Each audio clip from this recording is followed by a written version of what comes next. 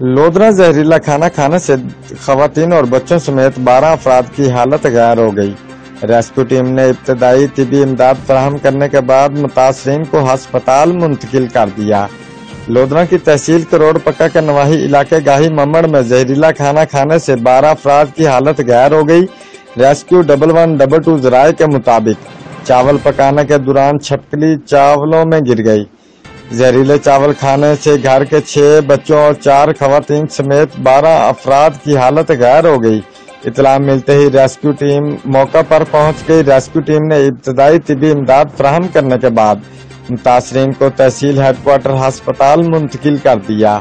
Report camera مین team کے ہمراہ عمر فاروق، نمائندہ جیو ایکسپریس نیوز، گیلے وال۔